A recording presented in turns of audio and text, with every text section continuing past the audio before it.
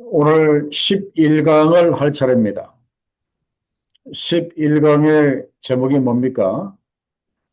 하나님이 잘 박은 못에 인생을 걸라. 제목입니다. 자, 이 제목에서 느끼시는 것이 뭡니까? 세상에는 우리 인생을 걸 만한 못이 없다는 것이 이 시대에 살고 있는 사람들의 고민입니다.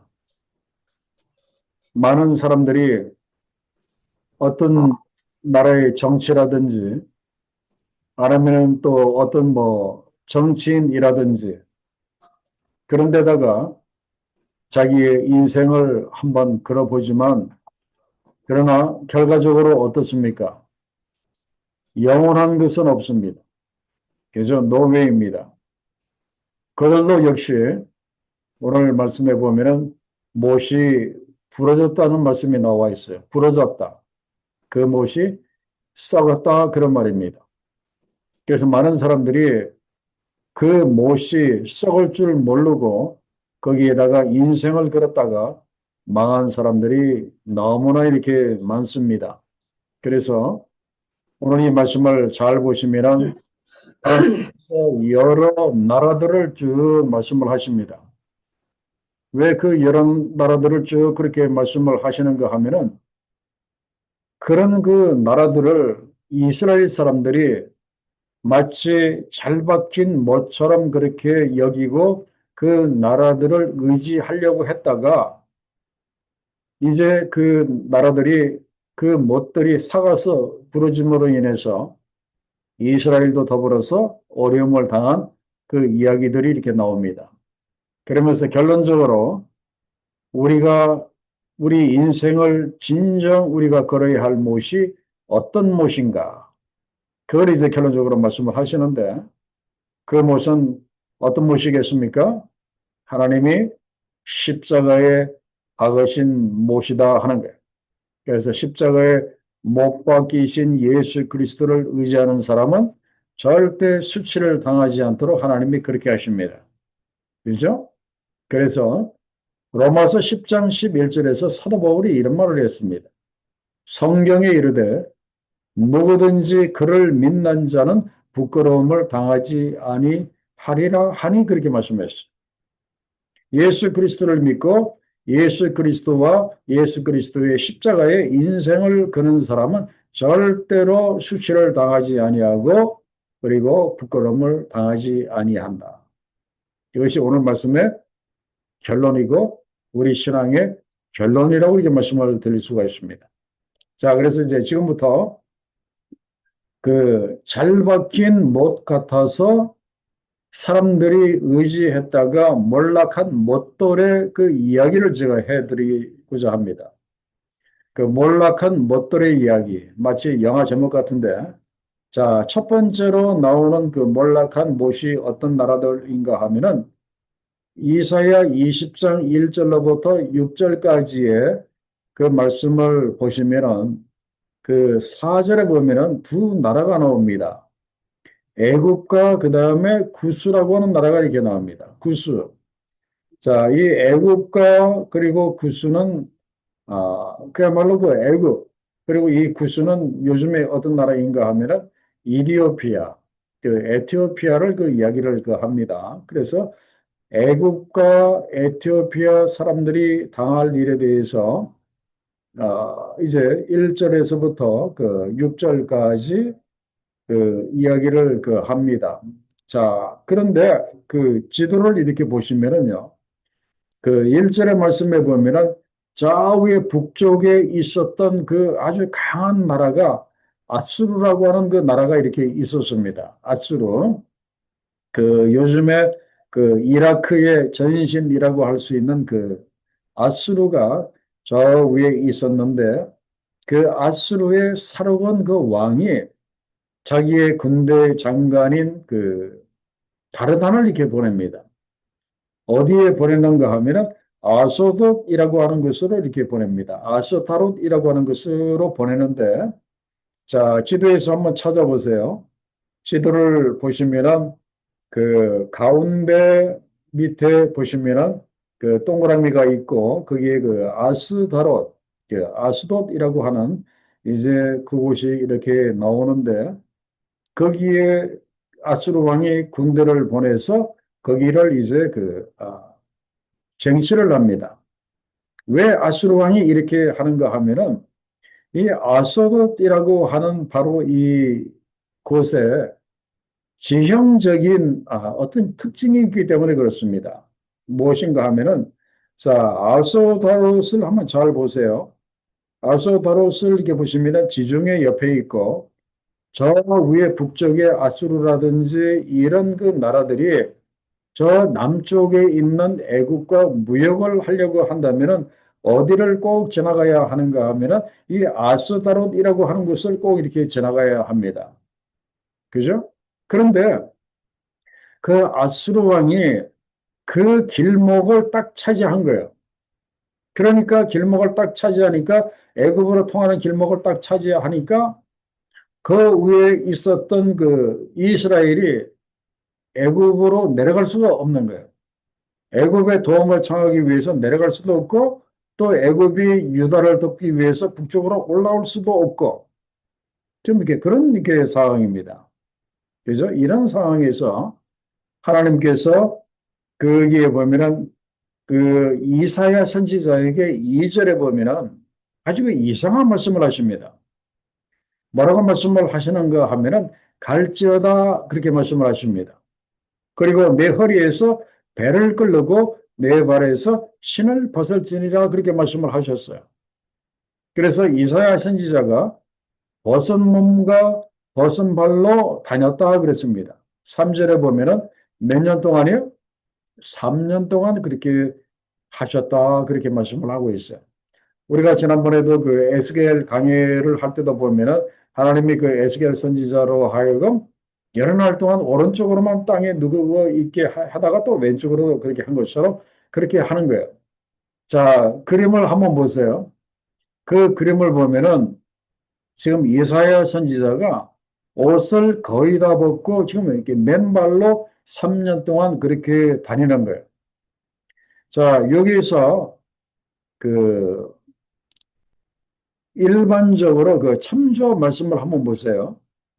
그 참조 말씀을 이렇게 보시면은 이 옷을 벗는다 하는 것은 뭐 다 완전히 나체로 그렇게 벌거벗은 모습은 아니지만은 이렇게 옷을 벗기고 그리고 신발을 이렇게 벗김을 이렇게 당하는 것은 수치스러운 일을 이렇게 당하는 이제 그런 겁니다.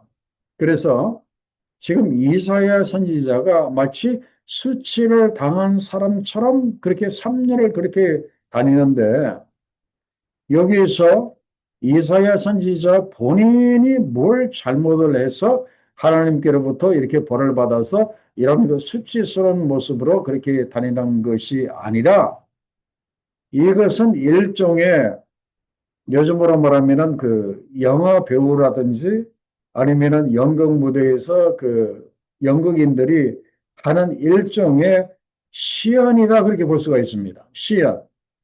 자, 뭐 어떤 그 시연인가 하면은 앞으로 에티오피아 그리고 애굽 사람들이 당할 일에 대한 일종의 예언이고 그리고 일종의 시연이었다 이제 그런 말입니다.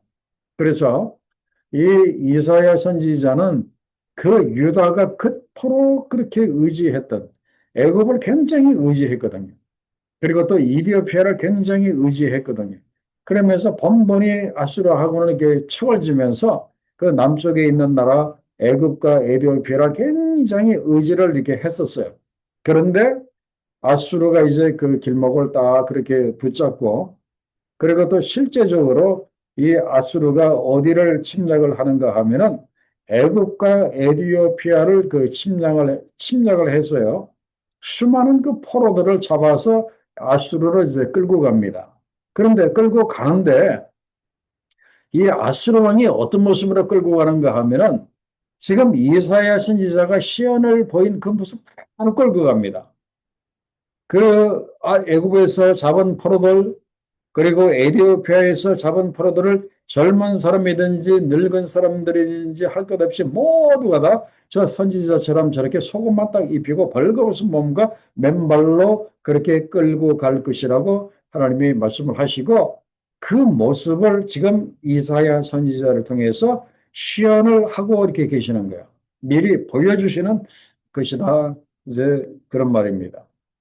그래서 그 남유다가 애국가 그리고 이리오피아를 바라볼 때 저 두 나라는 정말 잘 박힌 무엇이어서 우리가 평생 의지해도 될 거라고 했는데 근데 하나님보다도 그 애국가 이리오피아를 더 의지하니까 결국 잘 박힌 못으로 여겼던 그 애국가 그리고 이디오피아의 그 못이 사가서 부러지게 하십니다. 그죠? 아수르의 그런 그 침략을 받아서 두 나라가 이제 포로로 이제 끌려가게 된다. 그런 말이에요. 그래서 그 다음 1번의 마지막 질문이 이제 1번 문제의 결론인데 하나님께서 이렇게 하시는 이유가 무엇인가 하는 거예요. 하나님이 이렇게 하시는 그 이유는 제가 앞에서도 이렇게 말씀을 이렇게 드렸지만은 그 유다가 유다가 강대국인 애국을 너무나 이렇게 의지하고 그리고 용사가 아주 많은 전쟁을 아주 잘하는 그 이디오피아를 이제 그들이 의지하고 또 심지어 그 자랑으로까지 그렇게 여겼다 그런 말이에요. 애국을 믿고 큰 소리 치고 그리고 이디오피아를 이제 믿고 큰 소리 쳤던 이제 그들 그런데 하나님께서 그들이 그렇게 의지하던 자랑하던 애국가 그리고 이디오피아가 무너지게 그 하십니다. 왜 이렇게 하시는가? 그 이유는 한 가지입니다. 뭐겠습니까? 아마 여러분도 다 지금 이렇게 생각이 드실 거예요. 그거는 유다가 애굽이나 이디오피아를 더 이상 의지하지 말고 세상 나라를 더 이상 의지하지 말고 하나님만을 의지하도록 하기 위해서 유다가 그토록 의지하던 것들을 하나님이 끊어버리신 거예요. 그죠? 여러분들은 이런 경험이 없습니까? 이건 우리가 신앙생활 하면서 하나님을 믿는다고 하면서 하나님보다도 더 의지하던 것이 이렇게 있어요. 저도 그렇고 아마 여러분들도 아마 그럴 거예요. 하나님보다도 더 의지하는 것이 있으면 하나님이 그것을 어떻게 하십니까? 결국에는 그 사람을 정말 진정으로 사랑하시면 그 사람이 하나님보다도 더 의지하는 것을 하나님이 끊어버리십니다. 그죠? 그것이 무엇이든지 간에 하나님이 그렇게 끊어버리시고 하나님께서 우리가 온전히 하나님만을 의지하도록 이제 그렇게 하신다. 그런 말씀이에요. 그렇기 때문에 우리가 이렇게 살다가 내가 의지하고 나한테 큰 도움이 됐던 그 무엇이 무너지고 그렇게 될 때에 왜 하나님이 이렇게 하시나 하나님 원망하지 마시고 아 내가 하나님보다도 저것들을 더 의지했더니 하나님이 그것을 끊어버리시는구나. 이걸 빨리 깨닫고 회개하고 하나님께 우리가 돌아와야 이렇게 됩니다. 그죠? 그 작금의 우리나라 2025년의 나라들의 그 우리나라의 현실을 볼 때도 이렇게 마찬가지예요. 참 힘들고 어렵잖아요. 이럴 때, 아, 하나님이 지금 무엇을 깨닫도록 하시는가? 그 어떤 것보다도 의지하지 말고 오직 나 하나님만을 의지하도록 하시는 것이 아닌가 그렇게 생각을 하고 우리가 기도해야 할 줄로 이렇게 압니다. 자, 그다음에 두 번째 이제 어떤 나라인가 하면은 자 바벨론이에요.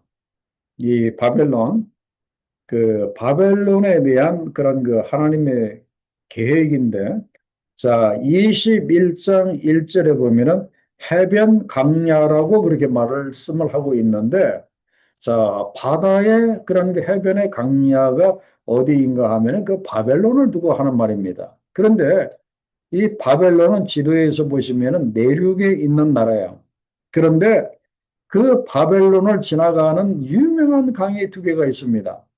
그 지도에 보면은 티그리스 강과 그리고 유프라테스 강, 엄청나게 큰 두 개의 강이 이제 바벨론 가운데를 이제 흘러 이렇게 지나갑니다. 그래서 이제 그 바벨론을 두고 하는 말이 해변 강야라고 그렇게 이야기를 그 하는 거예요. 그 나라에 티그리스 강과 유프라테스 강이 있기 때문에 이제 그렇다 이제 그런 말이에요. 그런데 하나님께서 그 바벨론을 그 어떻게 하시는가 하면은 자, 2절 중반절에 보면은 엘람이여 올라가고 메대여 에워싸라 그랬습니다. 어디를? 바벨론을 에워싸라라고 이야기를 합니다. 그래서 그 바벨론을 에워쌀 나라가 지도에 보시면 영어로 그 오른쪽 위아래에 메대와 그다음에 엘람이라고 하는 그 나라를 여러분들이 보실 거예요.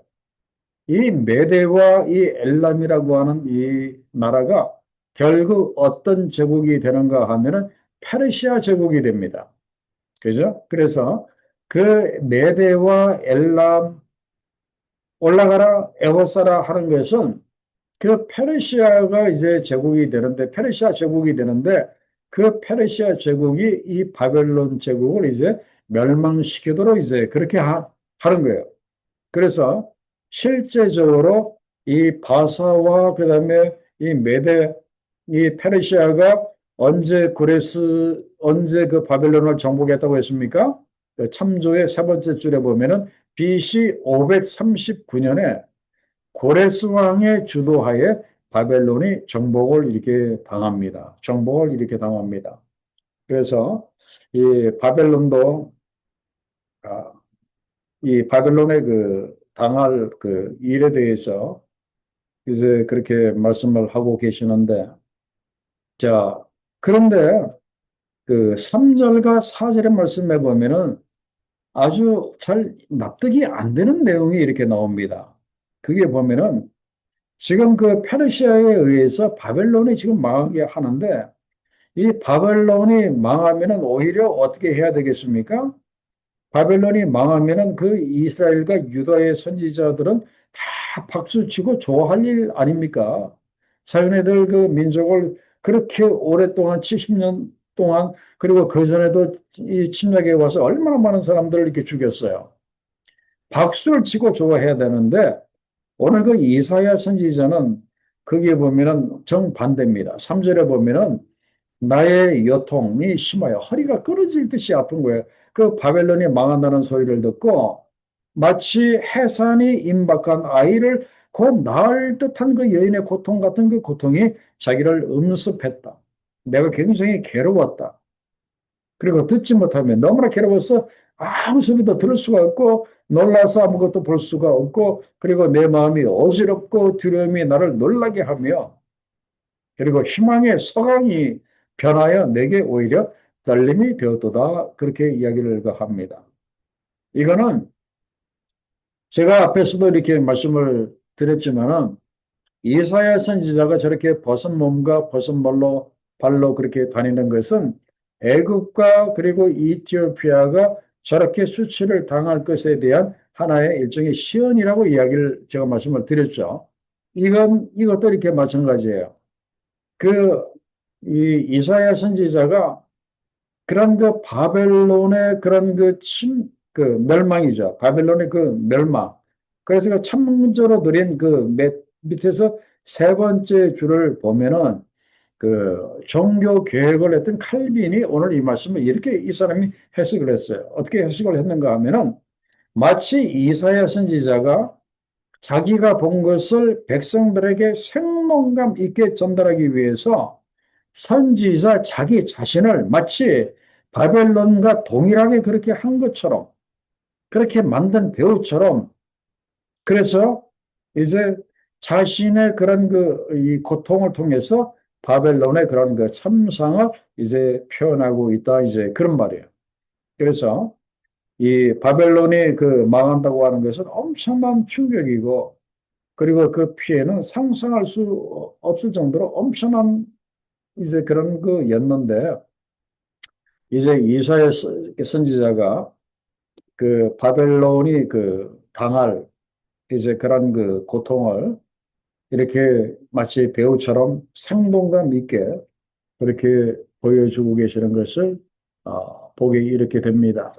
그러니까 결국 그 바벨론이 이렇게 그 페르시아에 의해서 이렇게 망하는 것은 그 앞으로도 말씀을 드리고 이제 그렇게 하겠지만은 이 바벨론은 하나님이 쓰시는 막대기거든요. 그 이스라엘을 훈련하시기 위해서 혼내키기 위해서 쓰시는 하나의 그 막대기예요.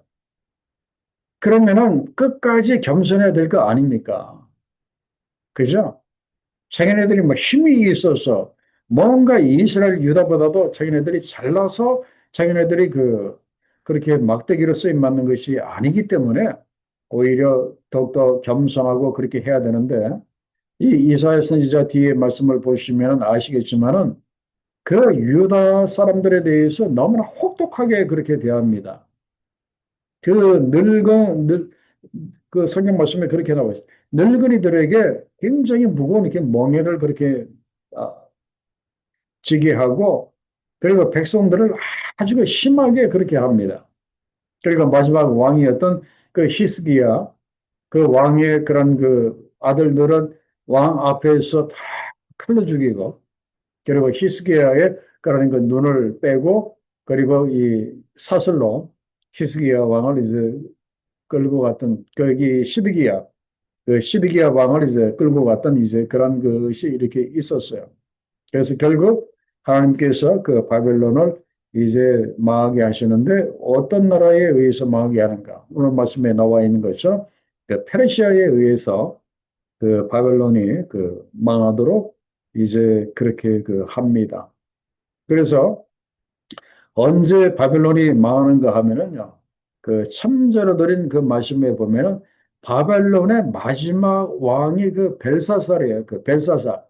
그래서 성경의 다른 말씀에도 보면은 그 벨사살 그 왕이 기인들을 이렇게 1,000명을 불러가지고 잔치를 이렇게 벌이고 이렇게 놀다가 살짝 몰래 들어온 그 고레스 군대에 의해서 몰살을 당하고 이 바벨론이 그 망합니다.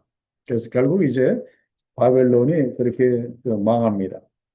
그러니까 세상에서 정말 이 바벨론은 도저히 삭을 수도 없고 끊어질 수도 없고 부러질 수도 없는 못이라고 세상에 다 의지했던 그 바벨론도 하루아침에 이렇게 하나님이 치시니까 뚝 부러질 수밖에 없는 것을 이렇게 알 수가 있어요. 자, 그다음에 세 번째로 뚝 부러지는 그 나라, 못이 어떤 나라인가 하면은 자, 이사야 21장 11절로 7절에 보면은 에돔이라고 하는 나라와 그리고 아라비아라고 하는 그 나라가 이렇게 나옵니다. 자, 에돔과 아라비아를 먼저 지도에서 한번 찾아보세요. 그 찾아보시면은 이스라엘 그 밑에 남동쪽으로 에돔이라고 하는 그 나라가 있고 그리고 거기에서 또 남동쪽으로 쭉 내려가면은 요즘에 사우디아라비아, 그 아라비아라고 하는 그 나라가 나오는데 그 아라비아라고 하는 이 말의 뜻은 무엇인가 하면은 저녁의 땅이라고 하는 이제 그런 뜻입니다. 저녁의 땅이라고 하는 것이 있는데 그 참고 말씀을 이렇게 보시면은 그 바벨론이 이제 그 망하게 됩니다. 바벨론이 망하게 됨으로 인해서 어떤 나라가 영향을 받는가 하면은 그 에돔이라고 하는 나라가 영향을 이렇게 받습니다. 그리고 또 에돔이 영향을 받으니까 그 옆에 있는 그 아라비아까지 영향을 이렇게 그 받습니다. 그래서 결국 그 에돔이라고 하는 나라와 그다음에 아라비아 역시 이런 그 나라들도 그에 보면은 하나님의 심판을 받고 결국은 이름 그대로 이렇게 지는 나라, 이 석양이 이렇게 진다고 하죠. 지는 나라, 이 저녁의 땅이 될 것이다. 그런 말이에요. 그래서 그 말씀이 어디에 나와 있는가 하면은 16절 하반절에 보면 이렇게 나와 있습니다. 1년 내에 계달의 영광이 다 세멸할 것이다. 이렇게 말씀을 하고 그리고 게달 자손 중에 활력가진 용사의 남은 수가 적을 것이다. 그러니까 새하는 나라, 해가 지는 나라, 그 저녁의 땅이 될 것이다. 그렇게 말씀을 하셨어요. 그래서 이 에돔과 이 아라비아도 이제 세상 사람들이 저 나라들은 도저히 망할 수 없는 나라다. 너무나 잘 박힌 목과 같은 나라다 했지만 결국 하나님이 치시면은 에돔도 역시 역사에서 사라질 수밖에 없고 그다음에 아라비아라고 하는 것도 역사에서 사라질 수밖에 없음을 알 수가 이렇게 있습니다. 자, 그러면 지금까지 그 애굽이라든지 그리고 이디오피아라든지 그리고 바벨론 그리고 에돔과 아라비아에 대해서 한번 쭉 봤습니다. 그 이스라엘 그 주변에 있는 나라들이 결국은 이렇게 잘 박힌 못인 줄 알았는데 결국은 사가서 부러지는 이제 그런 그 못이었다 이제 그런 말이에요. 자, 그러면은 예루살렘은 어떻게 될 것인가 하는 것이 궁금하지 않습니까? 이스라엘은 어떻게 될 것인가? 그래서 그 3번 문제를 이렇게 보시면은요. 그 환상의 골짜기라고 그렇게 나와 있는데 그 환상의 골짜기는 예루살렘을 말합니다. 이스라엘의 그 수도 예루살렘 그러니까 이스라엘에 대한 그런 그 경고입니다. 자, 경고를 쭉 그렇게 이야기를 하는데 그 예루살렘이 당할 그 일을 지금 거기에 보면은 말씀을 하고 있는데 그 어떤 일이 그 벌어지게 되는가 하면은 자, 1절 하반절에 보면은 너가 지붕에 올라가면 어찌함인고 소라하며 떠들던 성 즐거워하던 고리여 너의 죽임을 당한 자들은 칼에 죽은 것도 아니요 전쟁에 사망한 것도 아니라 너희 간원들도 다 함께 도망하였다가 활을 버리고 결박을 당하였고 너의 멀리 도망한 자들도 발견되어 다 함께 결박을 당하였도다. 그렇게 이야기를 하고 있습니다. 그죠? 결국 이것은 무슨 그 앞으로 되어질 그 사건을 두고 하는 그 말인가 하면은요. 지금 이 예루살렘에 큰 소동이 일어나게 될 것이다. 이제 그런 말입니다. 소동이 일어나게 될 것이다. 그런데 그 어떤 나라의 그 침입 때문에 그렇게 되는가 하면은 그 아수르의 산헤립이라고 하는 그 왕이 예루살렘을 쳐들어온 사건을 두고 그 한 말입니다. 그래서 아수르의 그 산헤립이 그 앞으로 이제 강의가 계속되면은 그 아수르의 그 산헤립이 이제 예루살렘을 쳐들어온 사건이 이제 구체적으로 나오는데 그가 이제 군대를 이끌고 유다를 치기 위해서 이렇게 올라왔어요. 그런데 이제 유다가 이 포위가 됩니다. 그러다가 보니까 애굽을 의지할 수도 없고 그렇다고 해서 또 길목이 막혀 있으니까 에티오피아도 의지할 수도 없고 이것 때문에 오도 가도 못하니까 그것 때문에 소동이 난 거예요. 그 소동이 난 겁니다. 그래서 전쟁에 이 죽은 사람들은 칼을 맞아서 그렇게 죽은 것도 아니고 싸우다가 죽은 것도 아니고 어떻게 죽었다고요? 너무 그 두려움에 그렇게 놀라서 소동하다가 이렇게 그렇게 죽을 것이다 그렇게 말하고 있어요. 요즘으로 말하면은 너무나 놀라서 사람들이 심장마비로 엄청나게 많은 사람들이 이제 죽을 것이다 그런 말이에요. 그리고 서둘러 도망가다가 그 피난길에서 사고로 또 많은 사람들이 그 죽고요. 그리고 지도자들이 어떻게 한다고 했습니까? 이 아수르가 들어왔으면은 지도자들이 그걸 막아야 될 거 아니에요. 그런데 지도자들이 자기만 살겠다고 열심히 도망을 갔는데 하필이면 어디로 도망을 간다고 했습니까? 하필이면 어디로 도망을 가는가 하면은 아수르 적군이 오는 쪽으로 도망가다가 이렇게 잡힙니다. 이런 그 현실을 이렇게 보면서 지금 이사야 선지자가 통곡하고 슬퍼하는 그런 그 모습을 이렇게 봅니다. 이 모든 것은 뒤에서 누가 이렇게 역사하시는 거예요? 지금 하나님께서 역사하시는 거예요. 그 아수르 군대를 동원해서 혼란과 학대와 소란을 그렇게 일으키십니다. 이것은 그 유다의 죄에 대한 하나님의 심판이요, 하나님의 징계였습니다. 그죠? 다른 나라들은 아예 그냥 완전히 그냥 망하게 역사에서 완전히 그렇게 사라지도록 그렇게 했지만 그러나 유다는 조금 하나님이 지금 이렇게 봐주시는 거예요. 역사에서 사라지는 것이 아니라 혼란과 학대와 이 소동이 일어나게끔 그냥 놀라게끔만 이제 그렇게 하시는. 이거 역시 하나님께서 그 유다를 아, 심판하시고 그리고 징계하시지만 그러나 그 유다에 대한 하나님의 이 사랑을 우리가 여기서 이렇게 볼 수가 이렇게 있습니다. 그러면은 유다 사람들이 어떻게 해야 하겠습니까? 당연히 회개하고 이제라도 하나님께 돌아오고 그리고 그 위기를 기회로 그렇게 그 바꿔야 이렇게 됩니다. 다른 말처럼 완전히 망하도록 그렇게 하지 아니하시고 이렇게 잠깐 이렇게 좀 혼란만 그렇게 소동만 일으키시는 것을 깨닫는다면은 오히려 감사하고 오히려 하나님께 돌아와야 되는데 그런데도 그들이 어떻게 했다고 했습니까? 다음 질문에 나옵니다. 그런데도 그죠? 하나님이 지금 이렇게 봐주고 계시는데도 그 하나님에 대한 그들의 자세가 어떠했다고 했습니까? 11절 하반절에 보면은 그러나 너희가 이를 행하신 일을 악망하지 아니하였고 하나님을 악망하지 않아. 그렇게까지 사랑해서 어떻게든지 살리시려고 하는데 하나님을 악망하지 아니하였다. 그리고 이 일을 옛적부터 이스라엘을 택하셔서 세상 만민의 그 구원을 하고자 하시는 그 일을 옛적부터 경영하신 이 하나님을 그들이 공경하지 아니하였다. 그런 말이에요. 그리고 또 이사야 선지자를 통해서 그날에 하나님께서 이렇게 명령을 하셨다 그런 말이에요.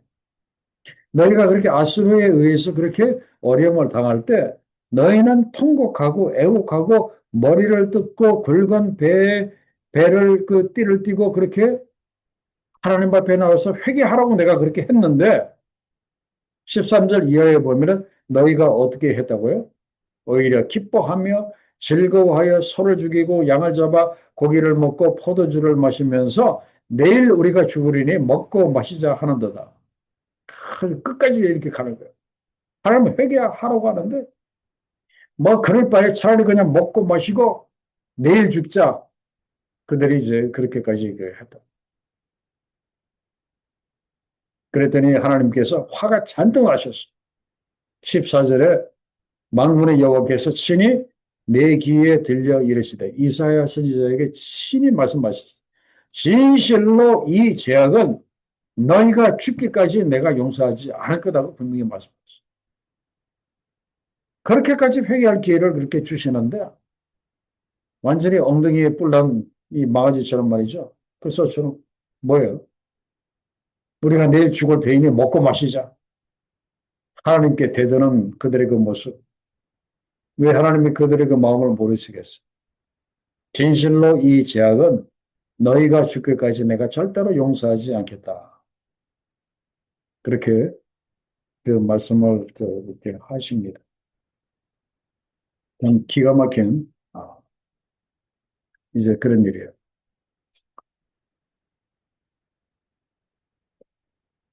그렇게 해서 그 예루살렘에 대해서 결국 그렇게 그 하나님의 그런 것을 받아들이지 못하고 결국은 뭐 그들도 어쩔 수 없이 바벨론의 그 포로로 이제 그들이 끌려가서 70년 동안 엄청난 그런 그 고생을 이제 그들이 하게 이렇게 되죠. 자, 그다음에 4번의 문제를 봅니다.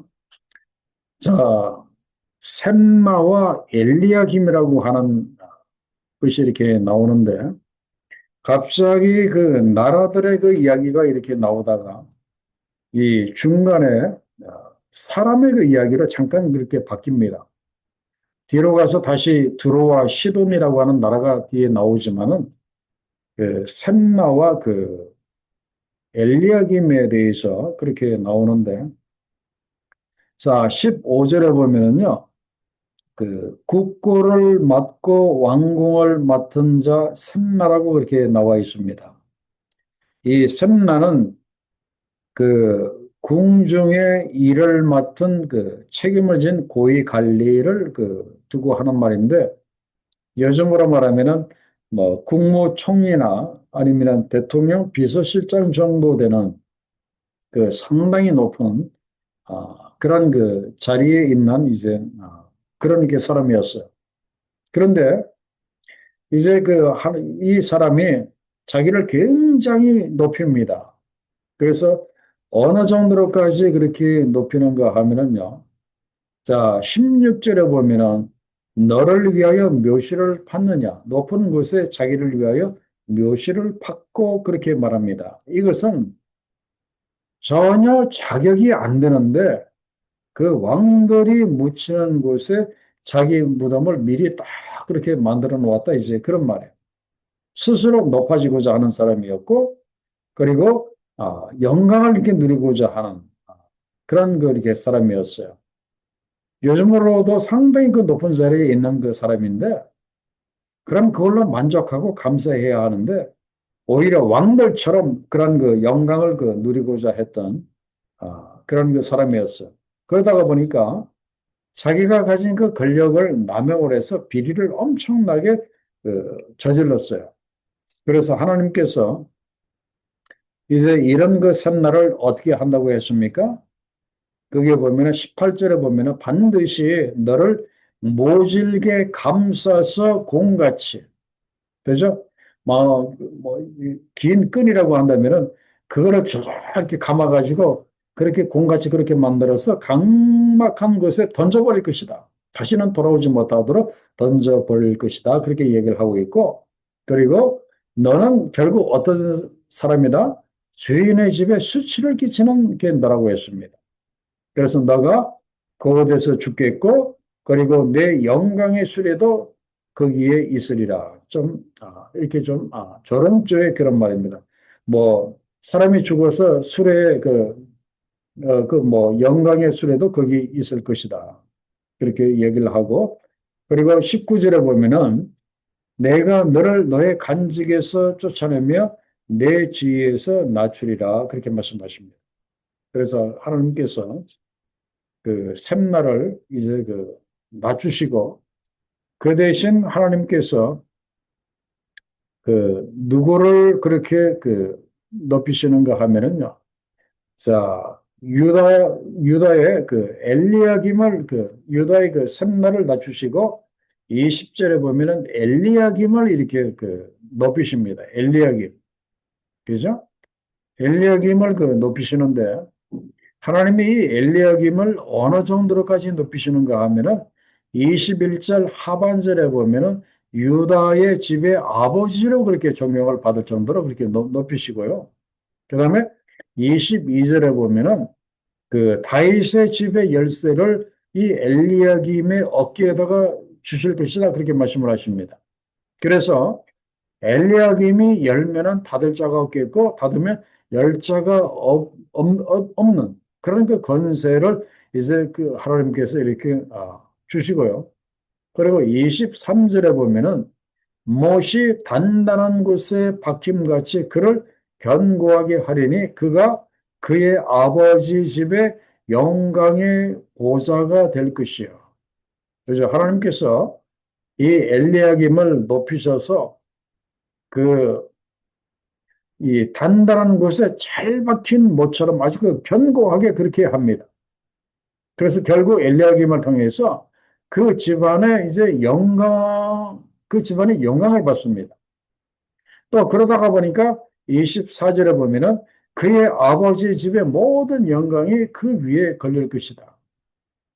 그러니까 그 후손과 족속되는 각 작은 그릇 종지로부터 모든 항아리까지 다 거기에 건다고요. 한 사람이 잘 되니까 온 집안 사람들이 누구를 의지하는 거예요? 사돈의 팔촌 다 전부 다 엘리야김을 이렇게 의지하는. 엘리야김 때문에 다 한 자리씩 그렇게 하는 거예요. 엘리야김이 너무나 이렇게 잘 되니까 그 집안 사람들이 다 이렇게 덕을 보는 거예요. 한 자리씩 다 그렇게 차지하는. 이걸 보면은 그때나 지금이나 거의 뭐 대동소이하게 이런 일들이 이렇게 벌어지는데 그런데 문제가 이제 나옵니다. 25절이 이제 문제가 되는 거예요. 하나님께서 이렇게 말씀을 하십니다. 그날에는 단단한 곳에 박혔던 못이 삭을 것이다 그렇게 말씀하십니다. 그리고 못이 삭으면 그 못이 어떻게 돼요? 부러질 것이다. 부러지면 어떻게 됩니까? 그 못에 걸려 있었던 모든 그릇이 전부 다 땅바닥에 다 떨어져 버립니다. 한 사람에게 그렇게 그 인생을 걸었는데 그 사람이 무너져 버리니까 온 집안 사람들이 다 우르르 다 이렇게 무너져 버리는 거예요. 그래서 여기에서 궁금한 것이 무엇인가 하면 25절에서 이렇게 삭고 부러지는 이 못이 누구인가 하는 거예요. 앞에서 말씀하신 샘나를 이야기를 하는 것인가? 아니면 뒤에 말씀하신 이 엘리야김을 그 이야기를 하는 것인가? 이것 때문에 신학자들이 굉장히 고민이 있게 많았습니다. 그 23절에서 엘리야김을 단단한 곳에 잘 박힌 못처럼 그렇게 했으면은 하나님께서 끝까지 그렇게 가게 하실 텐데 왜 그렇게 또 그 못이 삭게 그렇게 하실 것인가? 그거는 아니지 않겠는가? 그래서 앞에 그 샘날을 그 이야기한 것이 아닌가? 이것 때문에 신학자들이 고민이 많았는데 대다수의 그 의견이 무엇인가 하면은 종교 개혁을 했던 칼빈도 이렇게 이야기를 했습니다. 그 25절의 말씀을 보면은 거기에 보면은 그 못이 부러져 떨어짐으로 그 위에 걸린 물건이 부서지리라. 이야기는 결국 무엇인가 하면은 엘리야김이 친족을 등용을 해서 족벌 정치를 하였다 그런 말이에요. 뭐 여기저기서 인재들을 골고루 그렇게 채용을 해서 등용을 해서 나라의 일을 그렇게 해야 되는데 정말 나라의 높은 자리는 전부 자기 친척들로 그렇게 채운 거예요. 족벌 정치를 한 겁니다. 24절에 그렇게 나와 있잖아요. 그의 아버지 집의 모든 영광이 그 위에 걸리다. 바로 그 족벌 정치를 이야기를 합니다. 그래서 결국 파멸의 길로 이제 그렇게 된다 이제 그런 말입니다. 그렇기 때문에 결론은 바로 그렇습니다. 나라든지 인간이든지 그 누구도 우리가 영원히 의지할 못은 없다. 그런 말이에요. 어떤 나라든지 우리가 끝까지 의지할 사람도 없고 그런 그 정치도 없고 그런 정치인도 없고 그런 나라도 없다. 그런 말이에요. 그래서 세상에 그 어떤 나라를 우리가 영원히 의지할 수 있겠습니까? 그들도 다 언젠가는 사가서 부러질 못에 불과한 이렇게 나라들입니다. 자, 그래서 마지막 그 질문을 보면은 샘나와 엘리야김의 결과가 왜 이렇게 달라졌습니까? 그렇게 얘기를 하고 있는데, 그런데 뭐 결과가 달라졌다기보다도 뭐 샘나도 마찬가지고, 샘나는 자기 자신을 너무 높이다가 이제 부러졌고, 엘리야김은 또 너무 이렇게 또 족벌 정치를 그렇게 하다가 결국 그것 때문에 이제 그렇게 부러졌습니다. 그래서 이제 우리가 어디에다가 우리 인생을 이제 걸어야 하는가 하는 거예요. 이제 그 결론에서도 이제 말씀을 드리겠지만, 그걸 이제 결론에서 말씀드리고요. 자, 그 다음에 이제 마지막으로 두로와 시돈에 대해서 말씀을 드리겠습니다. 자, 5번 문제를 보면은 두로와 시돈은 굉장한 부와 영광을 얻었던 그 도시 국가들이었습니다. 그런데 그들도 이제 그 멸망을 하게 이렇게 됩니다. 그래서 그 지도를 이렇게 보시면은 그 두로와 시돈을 찾아보시면은 그 지중해 그 파란색으로 나와 있는 그 지중해 이스라엘 그 서쪽에 시돈과 그다음에 그 두로라고 하는 그 나라들이 이렇게 나옵니다. 이들은 그 해상 무역을 통해서 굉장히 많은 그 돈을 벌었던 이제 그런 그 나라입니다.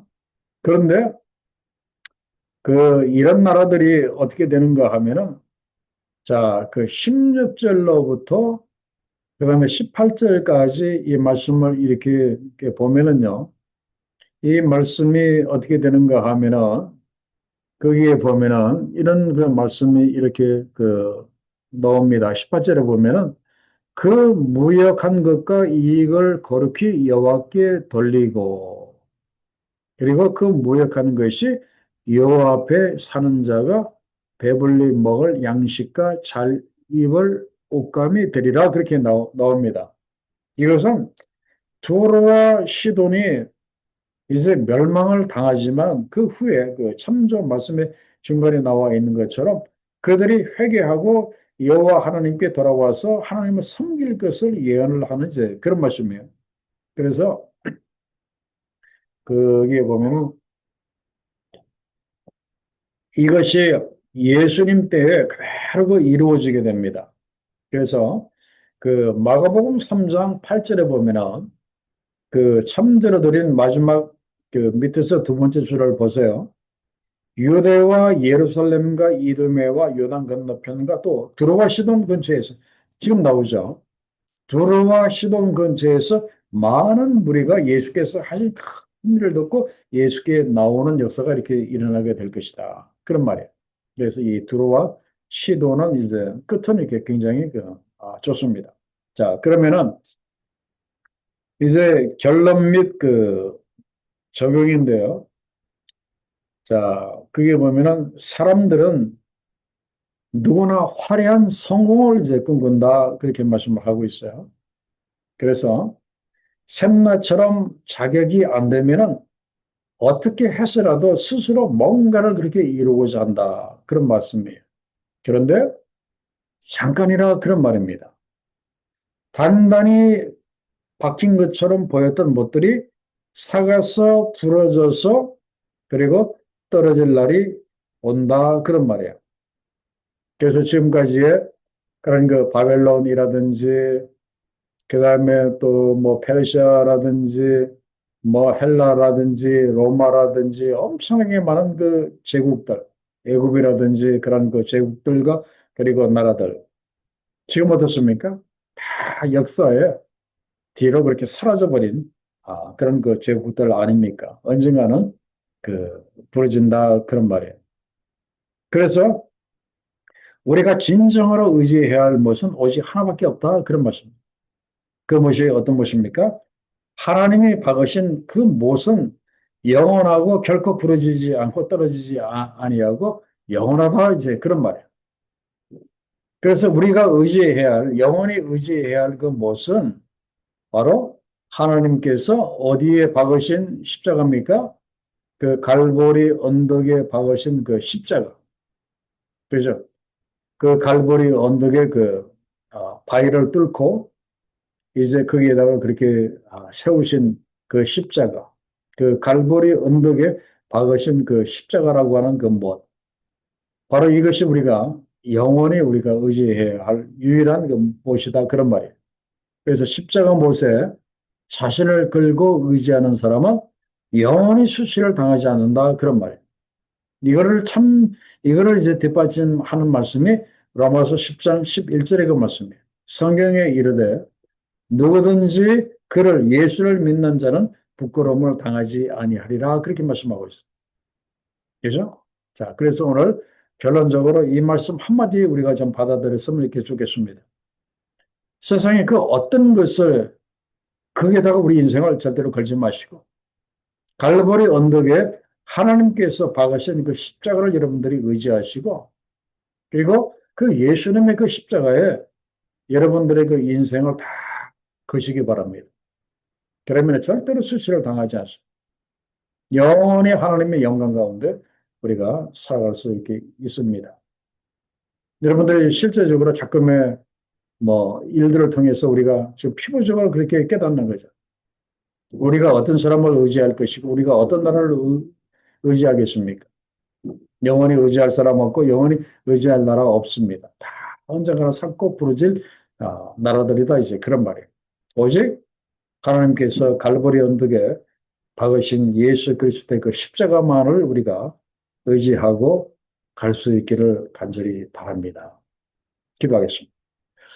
아버지 하나님, 오늘 이제 전 세계에 그런 그 역사를 이렇게 쭉 보여주시면서 결국 어떤 나라든지 어떤 제국이든지 어떤 사람이든지 우리가 영원히 의지할 것은 아무것도 없음을 깨닫게 하시고 온전히 우리가 의지할 분은 하나님이시고 그리고 하나님께서 갈보리 언덕에 박으신 그 십자가만이 우리의 인생을 걸어야 할 이제 십자가인 것을 깨닫게 하셔서 너무나 감사합니다. 우리가 하나님 앞에 가는 그날까지 예수 그리스도의 십자가를 우리가 의지함으로 인해서 우리가 늘 이제 승리하는 그런 그 삶을 우리가 살아갈 수 있도록 주여 도와주시고 늘 주의 영광 가운데 거하는 참으로 복된 삶을 살아갈 수 있도록 하나님이 도와주시고 오히려 이 십자가가 우리들에게 큰 능력이 되게 하시고 이 십자가가 우리들에게 큰 영광으로 그렇게 다가오는 참으로 귀한 이러한 십자가의 길을 우리가 끝까지 갈 수 있는 마침내 십자가로 승리하는 우리 모두가 될 수 있다. 그래요. 이제 마지막 날에 부활의 이제 예수 그리스도, 부활하신 예수 그리스도, 재림하시는 예수 그리스도를 만나는 놀라운 은혜가 우리들 삶 속에 임할 수 있도록 하나님 축복하시고 우리를 인도해 주옵소서. 감사하며 예수님의 결신 이름으로 기도하옵나이다. 아멘.